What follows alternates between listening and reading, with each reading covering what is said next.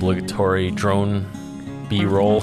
I thought this is cooking video. Why suddenly this National Geographic bullshit? Chef Brian Tsao here, not your typical chef, and today I'm gonna be reacting to Uncle Roger think Cowboy fried rice so weird, Kent Rollins. Before I go on with today's episode, I do want to shout out my newest sous chef level patron, Simon Lear. Thank you so much for your support. You, along with all the patrons, really do contribute a lot to this channel. And for those of you who are watching and want to support further, please consider becoming a patron. Visit the link in the description below. By becoming a patron, you get to take advantage of some awesome perks like discounts off my merch store, early access to new videos, plus priority on suggesting what I react to next. And finally, if you like good music or you want something to work out to, check out my band Lost Becomes on all major streaming platforms. In fact, if you can follow us on Instagram at Lost Becomes, definitely check it out and I greatly appreciate it. And with that out of the way, let's react to some Cowboy fried rice. This cowboy guy, Kent Rollins, best ever fried rice recipe. You guys have requested this one a lot, and I should mention this is an older Uncle Roger video, but again, you guys keep mentioning this dude, so I had to check it out, obviously. Okay, let's see how he do. Hey, y'all seen me cook some fried rice not too long ago, Mexican style, right? But did you think the Cowboy could be doing it Asian style? This is the best fried rice ever with a secret sauce. Okay, this intro make it look like how to survive in wilderness. Just cook shit in ground. We're gonna take a big trip today. It's where the West is gonna meet the East, and we're gonna fuse it together right here on Old Bertha, so you better... What he call his stove? What he call his stove? Right here on Old Bertha. Old Bertha! White people love naming their kitchen utensil. Maybe Uncle Roger should name my stove Auntie Helen. Because I want to see it on fire. I'm gonna shock some of you folks right now. Guess what my favorite food is? You there in the back, what do you say? No, not cauliflower. No, not broccoli, it is sushi. His favorite food is sushi. Okay. Uncle Roger respect this cowboy, but where he get his sushi? Sushi don't come from ranch. I do be loving me some sushi. Shan turned me on to it a long time ago because I'd had some, but I'd had it at a truck stop. And Truck stop, hiya. So that where he get his sushi. Yeah, I'm sure you noticed the faces I was making. One, he's talking about sushi in the middle, what looks like middle America. There ain't much fresh sushi to be found. Well, that's not true. Technically, you can get fresh sushi if obviously if the fish is imported there correctly. Most of you don't know this. The average consumer won't know this, but generally, a lot of the fish you consume at one point has been frozen. It's just been frozen in, you know, these super high-tech, like medical grade freezers. Well, I wouldn't call them medical grade, you know, they're just pro grade freezers, usually built within the boat that's fishing for the fish. Great use of grammar there, Brian. But anyway, you get the point. They catch the fish, they gut it, and basically they freeze it right away. And obviously they can stay out at sea longer. These are really powerful freezers that take it below the freezing, way below the freezing point very quickly. And what that does, and I know this is an egg fried rice video, but I always found this very fascinating about you know, seafood production and fishing, which is when water freezes, which most things in the world are predominantly, most living things rather, are predominantly made up of water. Well, when you freeze it in your regular conventional freezer, when it freezes, the water forms into these sharp ice crystals on a microscopic level. And those ice crystals will actually puncture the cell wall, and that's why after you defrost especially fish that have very delicate cell walls versus something like a beefsteak, which can take being frozen a couple times. It's not ideal, but it can be done. Whereas with fish, the cell walls will actually get punctured by this ice. And then that's why the fish can taste grainy and dry, because the cell wall is punctured, all the moisture will spill out. However, if you freeze the water before those sharp points can form and before it can puncture the cell wall, after you defrost it, the texture will be almost indistinguishable from fresh. Obviously, really high-end places will go to the fish market and maybe get stuff that was literally caught a couple hours away and brought in the same day, but most fish you're consuming has been frozen at one point or another. Total tangent. I just find that stuff fascinating. Cowboy is here, Kent Rollins is mentioning about sushi out in middle America, kind of skeeves me out. And then he says gas station has nothing to do with egg fried rice. Let's keep watching. She said that was not the spot to get it. So she got me to like She correct. sushi, and then she got me to try some of this rice that goes with it. Whew, folks, I confound her up in there like a dead carp laying in the sunshine for a week. I mean, it was hurting. Uncle Roger didn't understand what he just said. I confound You her and up I in there both. like a dead carp laying in the sunshine for a week. Is English your second language also, Cowboy Can? Hiya. If people understand Uncle Roger English better than they understand your English, you fucked up. So we're going to sort of put it together here at the wagon. Sure, it's not traditional. So the first thing we're going to do is put this sauce together. And let me tell you, folks, there is so many ingredients in here that it's got its own zip code. So let me... For egg fried rice, the only sauce you need is soy sauce. I don't know why this cowboy guy is so focused on this sauce. What is most important in fried rice is the wok hei, is the ingredient. No need fancy sauce. Yes, but okay, I agree. Uncle Roger give this a chance because he said this is not traditional recipe. be taking this out and just reading it to you. Now we Well, that's a recommend... good point. You know, Cowboy Kent here is kind of identifying that, you know, this is not a traditional, this is his version. So yeah, I agree with Uncle Roger there. I'll give it a chance. Hey everyone, I want to tell you about today's sponsor, Factor. I don't know if you can tell, but I've been going back to the gym quite consistently for a few months now. But that's only one part of the equation to reach my fitness goals. Fitness is not just about the weights you lift or the cardio that you do. It is equally as much about the food that you consume. And Factor makes it possible for you to achieve your goals through nutritious but also purposeful meals. Factor offers keto, calorie smart, chef choice, vegan and vegetarian options that include seafood, meat, plant-based stuff. Whatever you need, Factor's got it. My favorite part of Factor, there is no prep and there is no mess. Now this takes the guesswork out of what you're gonna have for breakfast, lunch, and dinner because the meals come pre-prepared and are ready within 2 minutes. That is even faster than ordering takeout. Now some of you may be asking yourself, Chef Brian, haven't you already worked with HelloFresh? Yes, I did, but Factor is owned by HelloFresh, and this is something new I'm trying because this works a bit more for my lifestyle, where HelloFresh actually works more for my wife's lifestyle. Yes, I am out of the house that often. I am that busy. We have separate meal plans. Listen, between operating my sandwich shop, this YouTube channel, trying to be a family man, and a heavy metal band, I am constantly on the run, and Factor just works out really good because no trips to the supermarket, all the meals are ready to go, and also I have to admit I was very happy to find that they were absolutely delicious. Now I am serious when I tell you that it's delicious because as a chef of 18 years, you guys watching me for food content, I better make sure it's right, and that's exactly what I did before I even agreed to this sponsorship. So head to go.factor75.com/chefbt130 and use promo code chefbt130 to get $130 off across 6 boxes. That's go.factor75.com/chefbt130. Use promo code chefbt130 again for $130 off across 6 boxes. Is that how you say it, Shan? Man. Oh, Kiko Man. Oh my god, how he pronounced the Soy sauce brand. Kiko Man.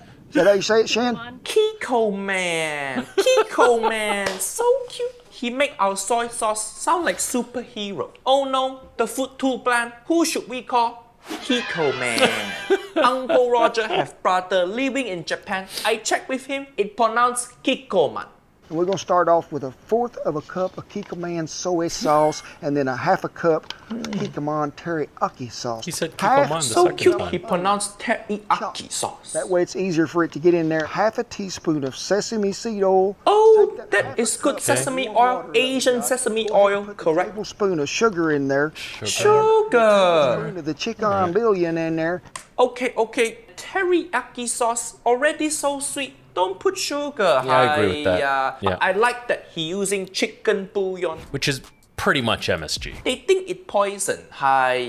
So weak. Why so weak? But guess what? Sometimes chicken bouillon or chicken stock cube, they all have MSG in there. So sneaky. So if you can't use MSG, chicken bouillon is okay replacement. Not as good as the king of flavor, but at least you can taste something. Then we're going to use some celery, which is 1/2. Celery. Not a fan. Okay, let's talk about that sauce. What he's putting together is like a sweet soy base. I would say it's not too dissimilar from like a gongbao sauce. So generally in a like Chinese takeout restaurant or most Chinese restaurants, they will have some kind of like sweetened soy sauce, and you know every place will make it different, but generally it's called gongbao sauce. So I would say what he's putting together is something similar. I do agree with Uncle Roger. Keep it simple. It's about the cookery, the simplicity of ingredients, and really the only sauce you need is soy sauce. Also, for me, I would prefer to put in the sesame, not a sin, not the end of the world, but I always prefer to put the sesame oil at the very end. I think it just makes it way more fragrant, and yeah, just a personal preference. Scoop it out of there, put it in there. Who makes sauce with celery? Niece and nephew, when have you ever had celery sauce? Celery makes a good complement to a whole. I agree, it's not for fried rice though, egg fried rice. So as you're blending this stuff and you think you're through with it and you look at it, That sauce look disgusting. Ugh. It actually looks similar to my bulgogi marinade. If anything, it's got a similar set of ingredients. My bulgogi marinade has garlic, onions, and soy sauce and sugar in there. So not too far off from that, but you're not making bulgogi here. You're making egg fried rice. The sauce or the state of his fingernail, hey, that's the oh my god. Yeah, those fingernails are pretty chunky wretched. And oh my, way we want it, because we want who want to eat this sauce? this stuff to have a little chunk to it here, there, and yonder. Well, we have got our sauce, our secret sauce. This sauce so secret. He told the whole internet how to make it. Okay, so far Uncle Roger has mixed feeling. That sauce don't look good. Uncle Roger think this is very weird way to make egg fried rice. But let's see how he do the remaining step, and then we judge. Got this old big 20 up here on old Bertha getting good and hot, because the secret to this too is a good hot skillet. Correct. If your skillet hot, it help the rice not clump together. Also, Uncle Roger liked that he using cast iron skillet. Cast iron skillet is the white people version of wok. They both can be seasoned, passed down to your children, and heavy enough to kill people with it. If you smack your kid, don't smack them with cast iron skillet unless they really fucked up. I agree. I really like the cast iron skillet. Yes, it's probably the closest thing you're gonna get in a Western kitchen to mimic a wok. Completely different design, but here's the reason why it works. A wok is a big pot, has a lot of surface area. It's a thinner metal, but the heating element is very powerful. So when you add product into the wok, you know, which is normally at room temperature and or cold, it won't cool down the wok. It'll still retain its heat because there's so much power, so much heat being pushed onto the cooking vessel, which is the wok. Something like a cast iron skillet, it's very thick. So it will take much longer to get to temp, but because it's so thick, it'll hold temp much better, even if again you add in a lot of product. This is a big cast iron skillet. This is not the type with the handle, the straight handle. It has the two handles on the side. This has a lot of surface area. Big cast iron pan, again, will be your best bet to mimic a wok and to try to achieve wok, or you can try to achieve it the way I did by watching this video of egg fried rice that I made. He living in middle of nowhere. Where he gonna find Chinese shop to buy wok from? If you can even find one Asian guy on this ranch, that guy is lost. Because that's going to help toast that rice to make this stuff, woo, some of that good. We got our skillet hot. We're going to add us some butter in here, and I'm going to... Hiya, butter for egg fried rice. I thought you said you wanted to do East-West fusion. Nobody in the East use butter. I know you live on ranch. You can get butter from your favorite cow. But don't waste your favorite cow butter like this. Get some vegetable oil, Cowboy can. I agree. I would have started with vegetable oil. It has a much higher smoke point than butter. You know, again, Cowboy Ken here keeps talking about this is an East meets West thing. This is his version, so I'm okay with it. Also, it's very common to see hibachi cooked with butter. I don't think they normally do the fried rice, period, with butter, or maybe at the very end. I don't know. Have any of you gone to hibachi recently? Let me know. While it's doing that, I'm gonna go ahead and dump in these mushrooms that we have Ooh, chopped. mushroom. Okay. Mushroom. Good umami flavor. So much natural MSG in there. And then we're going to add our cooked rice. MSG is naturally occurring in things like tomatoes and mushrooms and beef. Clump up so bad. So make sure Correct. In the ice box. Chilled rice. Sorry. Okay, Cowboy can't know what he talking about. I missed that. I talked over it. Sorry. I'm going to go ahead and dump in these mushrooms that we have Ooh, chopped. mushroom.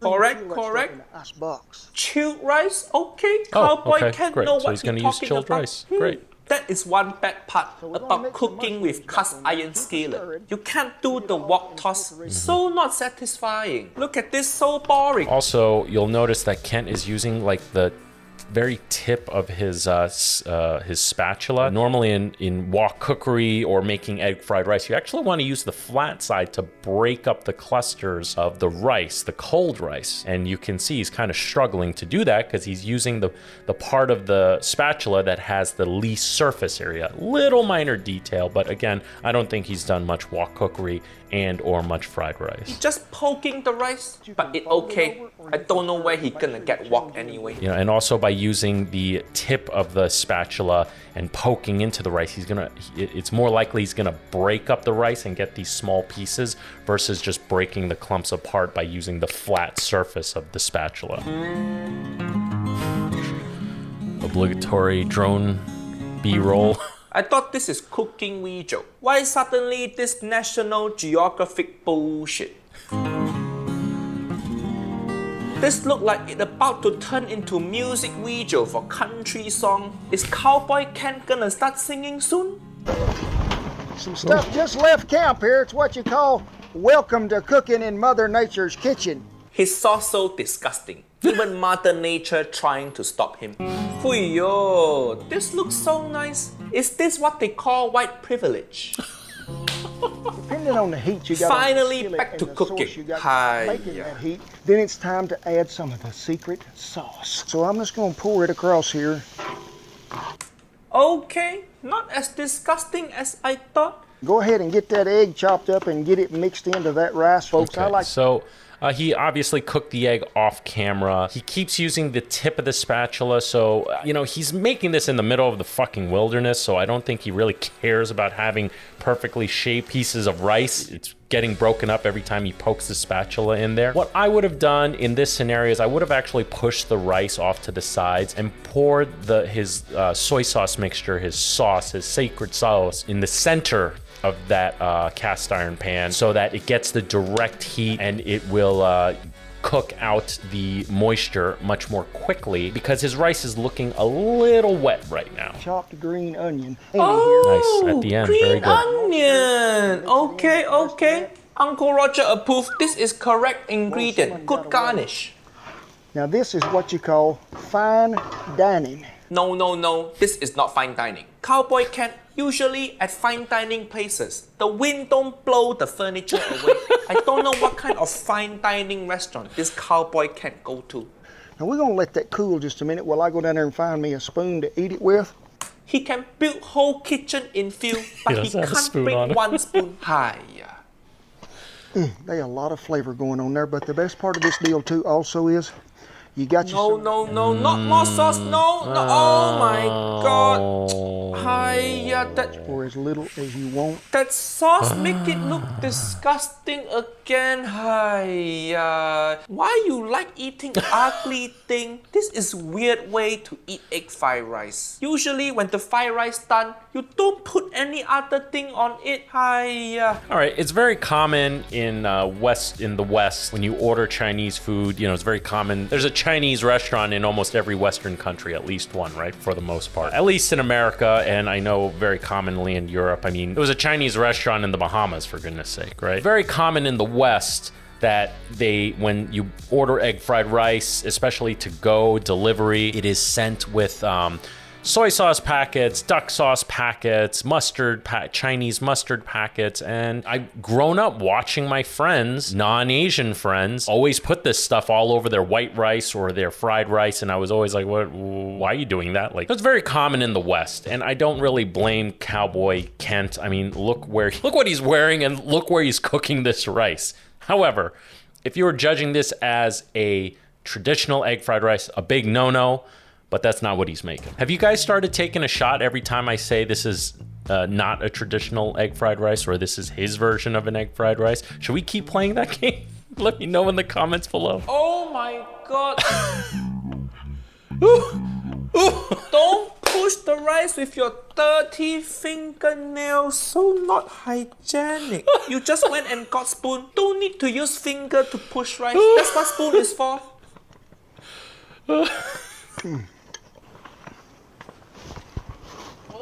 This is cute. Oh God. So that make me do the round the world dance. His reaction still more genuine than Jamie Oliver. Yeah. Woo! Yeah. This is only pole dancing Uncle Roger want to see. You get that sort of buttery taste that them mushrooms bring out. 5-star Michelin dining, and we didn't. No. Only 5-star Michelin Uncle Roger know is Felix from Stray Kid. 5-star Michelin. I thought the max they give you is 3 stars, no? Yeah, they don't give 5 Michelin stars. The max you can get is 3. I hate to tell you this, but this is 2021. Washington DC have bigger thing to worry about. They don't care if somebody steal your special sauce recipe.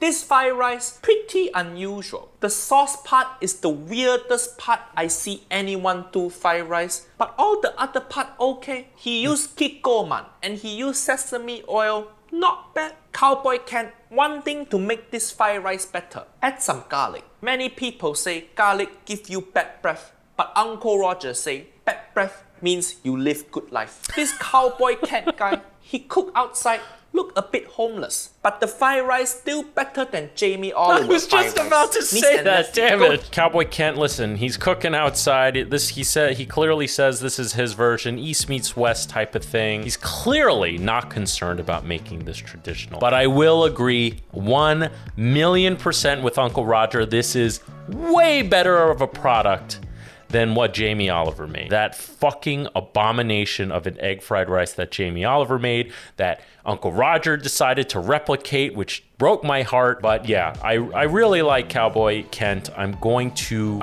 watch more of his content. He's very endearing, cool guy, and I'm going to imagine that when he's within his own wheelhouse, he probably makes some outstanding things. Not going to give this a grade. All I'm going to say is that this is way better than anything Jamie Oliver made, and with a lot more sincerity. Very cool stuff. Guys, thank you for recommending this. Hope you enjoyed the video as much as I did making it. And with that said, I am Chef Brian Tsao, not your typical chef, and I'll see you really soon.